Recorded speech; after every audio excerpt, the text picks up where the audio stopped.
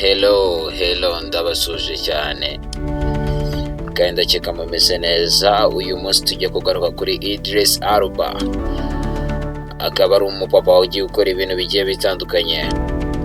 Uyu munsi munyemerere tubane nawe kuko afite amagambo akomeye. Turaza kuvuga ku buzima bwe. Ni umugabo wicaye mu buzima bugoye ariko akaza kwiteza imbere kugira ngo agere ku bintu byinshi cyane.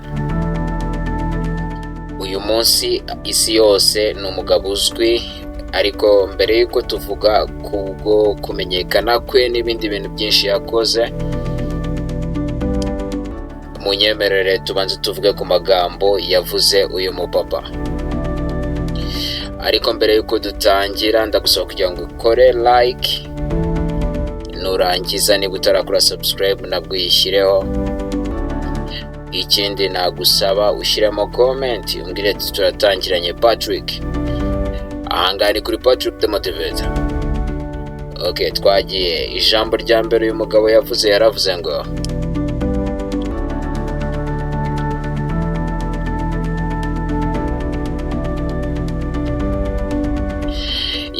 ngo ntukagire icyo utinya na kimwe, wowe ujye ukora ibyo ushaka gusa, kandi ujye ugira confidence ndetse wemere no kwigira mu byo uri gukora. Yaravuze ngo ntukagire icyo utinya, wowe ujye ukora ibyo ushaka gukora gusa, kandi ujye ubikorana confidence nyinshi cyane. Ubundi urindire kubigenda, ariko ujye ukora ibyo ushaka gukora kandi wemere kwiga mu gihe uri kubikora. Ni ijambo rikomeye cyane. Uyu mugabo yavuze ijambo rya kabiri njya kukubwira. Aravuga ngo papa yahoraga ambwira ati, iyo uri injiji cyangwa se uri ikigoryi ukarinda ugera ku myaka 40 ukimeze utyo, biba bisobanuye ko ubuzima bwawe bwose buzarangira uko nguko. Yaravuze ngo burya iyo uri injiji cyangwa se uri ikigoryi ku myaka yawe ukarinda ugera ku myaka 40, ukagera ku myaka 40 ukimeze uko nguko, babisobanuye ko ubuzima bwawe buzamera uko nguko bwose. Niyo mahirwe uba usigaranye menshi cyane. Uyu mugabo yavuze ijambo rikomeye cyane. Aravuga ngo mu byo ukora byose ntuzigere ushyiraho imipaka ngo uyishyirireho ubwawe. Yaravuze ngo mu byo ukora byose ntuzigere wishyiriraho imipaka ku giti cyawe. Imipaka irizana, abantu bayigushyiriraho. Yavuze amagambo akomeye cyane. Yaravuze ngo simfite ubwoba bwo gutsindwa, nta nubwo mfite ubwoba bwo kugwa cyangwa se gukora ikosa. Yaravuze ngo ntabwo mfite ubwoba bwo gutsindwa, nta nubwo mfite ubwoba bwo nshobora kugwa isaha n'isaha, nta nubwo mfite ubwoba bwo gukora ikosa. Umuntu ugira amakosa cyangwa se umuntu ugira ubwoba bwo gukora ikosa, burya uyu muntu atinya kugerageza, ntabwo ajya agerageza mu buzima. Ariko iyo ubasha kubihangara ukanesha ubwo bwoba, ukora ibintu byinshi cyane. Uyu mupapa yavuze amagambo meza akomeye cyane tugomba kwigiraho uyu munsi. Aravuga ngo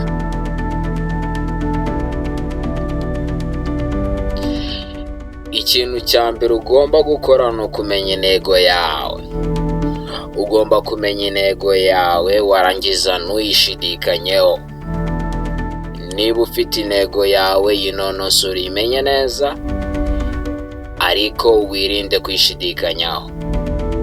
Ni ijambo rikomeye cyane.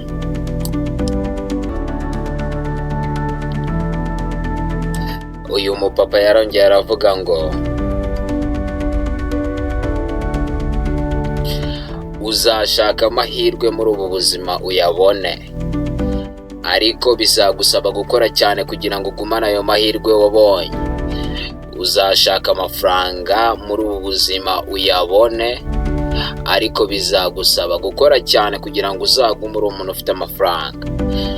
uzashaka amahirwe muri ubu buzima nshuti yanjye, urangize koko uyabone, ariko uburyo ukora, imyitwarire yawe niyo izagera kugumana ayo mahirwe wahawe cyangwa se wabonye. Nyemerera dukomeze kuri iri jambo, ariko ndizera ko wakoze subscribe. Ahangaha ni kuri Patrick the Motivator. Ndagusaba kugira ngo ushyire muri comment muri amagambo nari maze kukubwiraho, ubundi dukomeze tuvuge n'andi. Uyu mupapa yaravuze ngo kora cyane uryame gake. Yaravuze ngo ujye ukora cyane buri munsi maze uryame gake. Ibintu byo kuryama cyane ntabwo ari byo, na Bibiliya irabibuza. Ni amagambo akomeye cyane. Uyu mugabo yaravuze ngo uko mundeba ndi umugabo w'inzozi nini, niyo mpamvu nashobora guhagarara ngo nuze numve ko nagezeyo. Yaravuze ngo uko mundeba ndi umugabo w'inzozi nini cyane, niyo mpamvu nashobora guhagarara ngo numve nuje. Ntago nuza mba ngomba guharanira kugera ku nzozi zanjye kuko ni ngari. Nizo nzozi natwe tuba tugomba kugira. Yaravuze ngo kwakira ukuri biruta kubaho mu kinyoma. Uyu mupapa yaravuze ngo kwakira ukuri biruta kubaho mu kinyoma. Buriya iyo ufite ukuri ukakwakira mu buzima biruta kubaho ubeshywa, kuko isaha n'isaha icyo kinyoma gishobora kuza kigatuma ubabara, cyangwa se kwa kuri gushobora kujya hanze bikarangira ubabaye. Yaravuze ngo mu bintu byose ukora, ihangano ufite riruta irindi hangana ryose, ni uryo guhangana nawe ubwawe. Yaravuze ngo ihangano ufite riruta ayandi mahangano yose, irindi hangana ryose ufite ni iryo guhangana nawe ubwawe, ukabanza ukiyemeza ko ibintu ugiye gukora ushoboye kubishobora. Ni iryo hangana rikomeye cyane ufite. Yaravuze ngo kuba wowe ubwawe, kuba uriwe, nicyo kintu gigutera imbaraga. Nizo mbaraga zikomeye cyane ziruta izindi ushobora kugira mu buzima. Yaravuze ngo kuba uriwe, ukaba uriwe nyine, ukaba wowe, nizo mbaraga ufite zikomeye cyane mu buzima. Yavuze ijambo rikomeye cyane uyu mugabo. Aravuga ngo gutsindwa ni amahirwe yo kwiga ndetse no gukura. Yaravuze ngo gutsindwa, iyo watsinzwe ujye umenya ko ubonye andi mahirwe mashya yo kwiga ndetse no gukura. Ntabwo gutsindwa ari ugutsindwa nyine, ahubwo ni amahirwe. Ujye ubyumva uko nguko mu buzima bizatuma ugera kure. Yavuze ijambo rikomeye cyane uyu mugabo. Aravuga ngo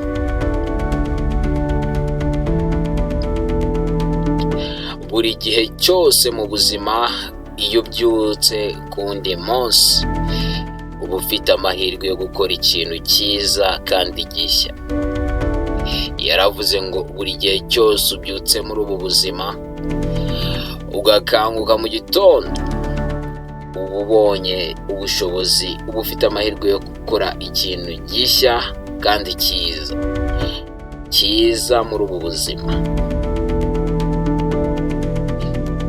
Uyu mugabo afite amagambo akomeye cyane, ndagira ngo ukomeze uyumve neza. Uyu mupapa ndi kukubwira yaravuze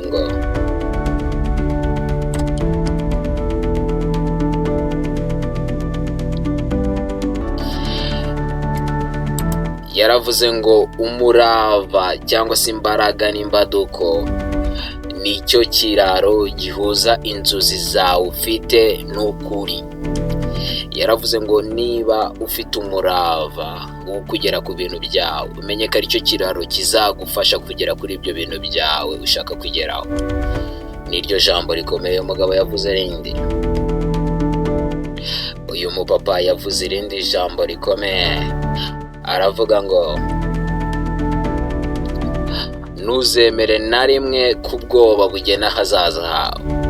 Ntuzemere ko kugira ubwoba bisobanura ahazaza hawe.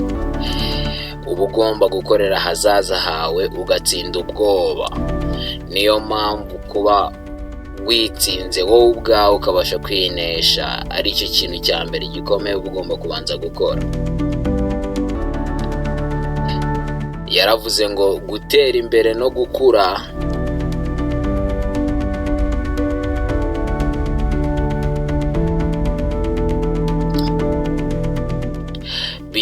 bitangira igihe wowe wavuye ahantu wumva ko utekanye. Yaravuze ngo gutera imbere kwawe ndetse no gukura bitangira igihe wavuye ahantu wumva ko utekanye muri comfort zone yawe. Buriya uzatera imbere cyane, uzanakura yewe, ariko ari uko wavuye muri wa mwanya wumva ko utekanye mu gihe uri gukora ibintu bikugoye. Cya gihe ubyuka mu gitondo saa 10 ukajya gukora mu kazi kandi uzi ko bigoye. Cya gihe ugenda ugakora ukabira ibyuya nubwo bigoye. Ujye umenya ko icyo gihe uba uri gutera imbere no gukura. Uyu mugabo yavuze amagambo akomeye cyane nashobora kureka gusa ngo tuyareke ahangaha. Muranyemerera uyu munsi dushobora gusanga batindaho, ariko uyumve neza aya magambo azagufasha. Mwibutsa gukora subscribe niba wari ukiri kubitekerezaho. Uyu mugabo yaravuze ngo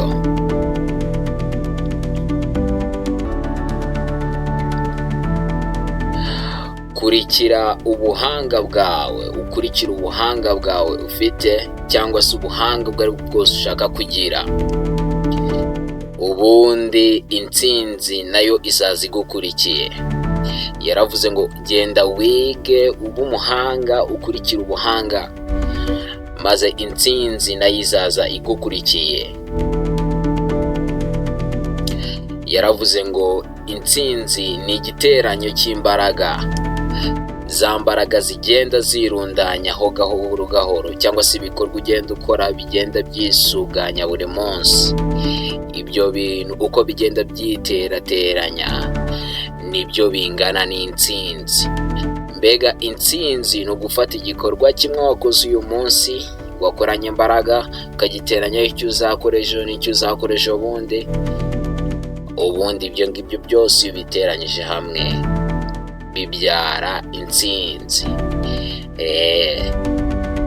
Intsinzi ni icyo ngicyo kuri uyu mugabo bivuze. Bamwita Idris Elba, icyamamare cyane muri filime ndetse no mu bindi bikorwa bigiye bitandukanye turi buze kumva.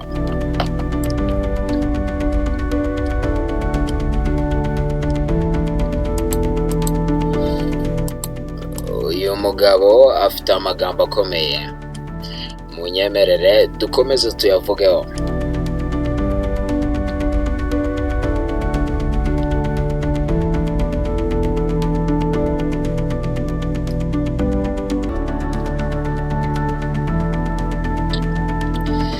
Uyu mugabo aya magambo yose ntabwo twapfa kuyarangiza. Niyo mpamvu ngomba kuzabakorera igice cya kabiri kivuga kuri uyu mupapa. Munyemerere mbashe kubabwira aya magambo atatu agiye guhita asa nk'adusoreza amagambo twari dufite uyu munsi. Ubundi mabwira uyu mugabo ni muntu ki. Ijambo rya mbere nakubwira muri aya magambo atatu riravuga ngo kuba wowe uriwe wuzuye nicyo kintu gikurura abandi. Kuba uwo uriwe ukaba uriwe ntiwishushanye, buriya biriya bintu bikurura abandi, bikabakurura mu buzima bwawe kugira ngo bakuzeho. Niba uba ukeneye abantu, biriya bintu bikurura abantu kandi bigakurura abantu ba nyabo. Uyu mupapa yavuze ijambo rikomeye, aravuga ngo amahirwe iteka ryose.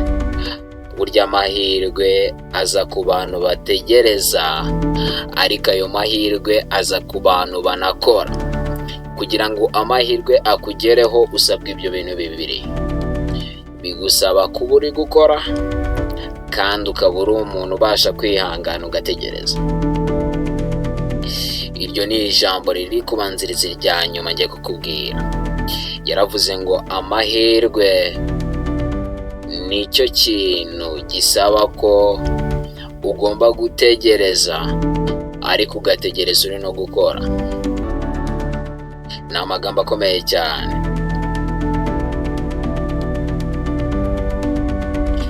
Yaravuze ngo kugira impano mu buzima, kuko tuvuga ngo umuntu afite impano, azi kuririmba, nicyo kintu umuntu akeneye, nacyo kiri mu bintu umuntu akeneye mu buzima. Ariko uko wagira impano kose uzakenera umurava ngo uze wuzuze ibyo bintu uba ukeneye kugira ngo ugafate cyangwa se ugere ku ntsinzi. Yaravuze ngo impano ni ikintu kiri mu byo dukeneye kugira ngo tugere ku ntsinzi, ariko burya umurava uraza ukuzuza ibyo byose tuba dukeneye. Umurava ni nk'agapfuniko gapfundikira intsinzi yacu kugira ngo ibe yuzuye. Ayo niyo magambo uyu papa yavuze ngo ufitiye muri iki gice cya mbere. Nzagukorera n'igice cya kabiri kijyanye n'uyu papa kuko afite amagambo akomeye. Reka nkubwire rero ku buzima bwe. Uyu mugabo nkubwire ni muntu ki mugusobanurireho. Uyu mugabo ubundi amazina ye yitwa Idrissa Akuna Elba. Akaba yaravukiye i Hackney mu Bwongereza, hariya muri London. Akaba yaravutse ku itariki 6 Nzeri mu mwaka w'1972. Uyu mugabo rero yavukiye ku babyeyi b'abimukira b'abakene baturutse muri Afurika, aho se yitwa Winston Elba. Noneho papa we akaba akomoka muri Sierra Leone. Uyu papa we akaba yarakoraga mu ruganda rwa Ford, maze na nyina akaba yitwa Eva. Uyu Eva rero akaba akomoka muri Ghana, akaba nawe yari yibereye hariya nyine muri London.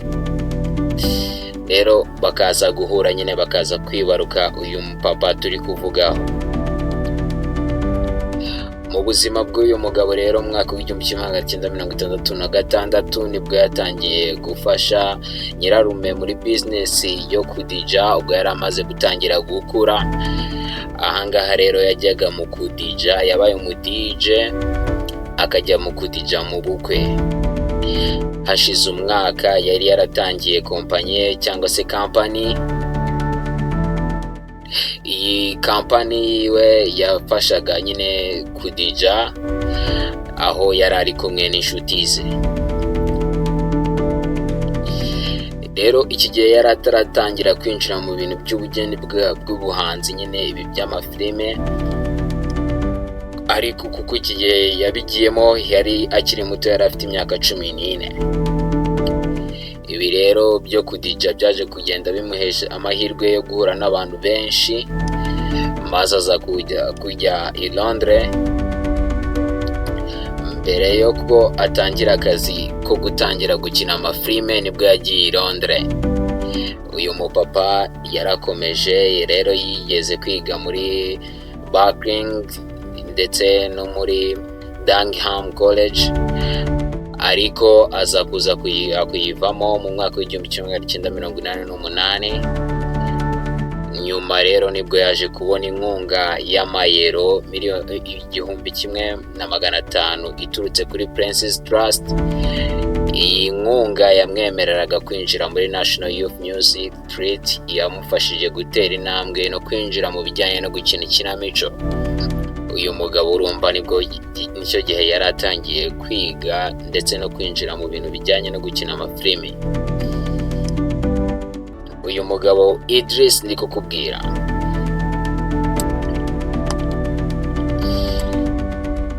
mbere y'itsinda ry'ibyamamare cyangwa se mbere yo kugira ngo yinjira mu buzima bw'amamare, Idris yakoze imirimo igiye iruhije cyane. kuko uyu mugabo yateruraga amapine, yakoraga ibyo bita cold calling, ndetse yakoraga amasaha ya nijoro mu ruganda rwa Ford, aho se nyine yakoraga. Yagiye kandi akora n'indi mirimo igiye itandukanye, aho yagiye akora akazi ko gucunga uru ruganda, agakora nyine ka security, yabaye umusekirite muri hariya muri kiriya gihugu, ari gucunga uru ruganda rwa Ford.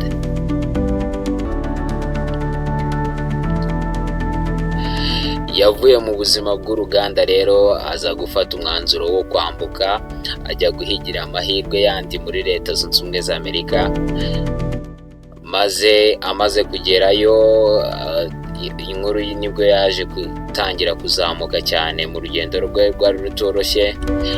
Ubwo hariya ahageze yaje kubura amafaranga biramugora, atangira kugenda aba mu modoka. Ibi bintu ni ibintu bimenyerewe cyane hariya muri Amerika, abantu benshi kubera kubura amafaranga y'inzu bibera mu mamodoka. Uyu mugabo yagiye agenda rero aterura intebe, umukarani atwaza abantu ibintu, agenda akora ibintu bigiye bitandukanye.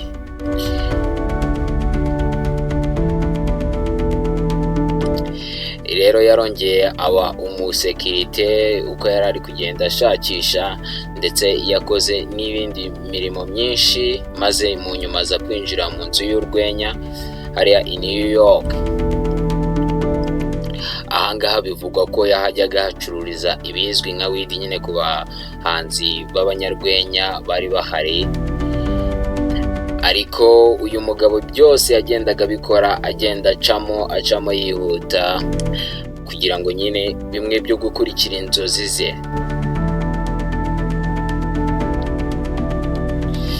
Nyuma rero yakomeje kugenda ahatanira amajwi kugira ngo arebe ko yazatera imbere, maze amahirwe rero ubwo yaje kumusekera rimwe, ubwo aza kuza gutorwa rero muri Lossless Singer, maze aza kuba yahitwamo kugira ngo ajye gukina filime yakoreshejwe kuri HBO.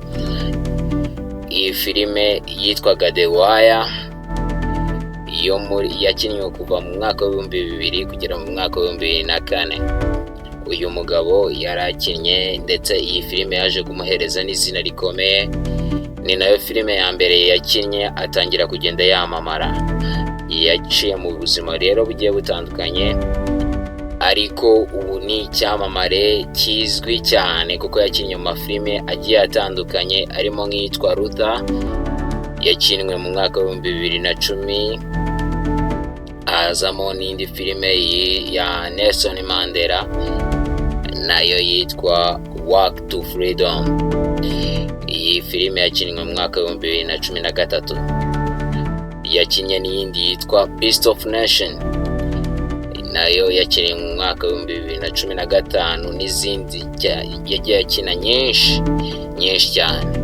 Uyu mugabo rero yakinnye muri filime muzi nka Big Central n'izindi zigiye zitandukanye yagiye akina, kuko amaze kwamamara cyane, bamwita Idris Elba.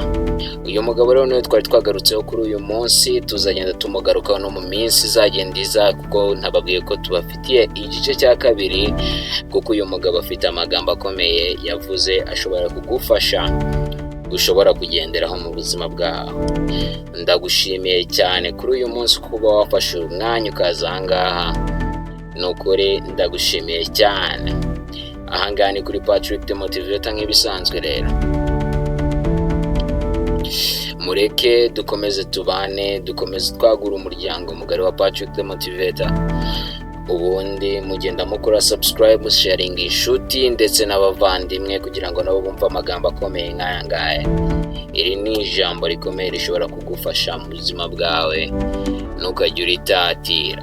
Mwibutsa ko wanareba n'andi magambo baragenshyiraho, ubundi ukabasha kuyumva ndetse ukumva ko hari icyo wakuramo, kandi ndabizi kutakibura. ikaze rero umunsi ku munsi mbagufitiye video nziza ifite amagambo meza ashimishije. Imana ibane nawe.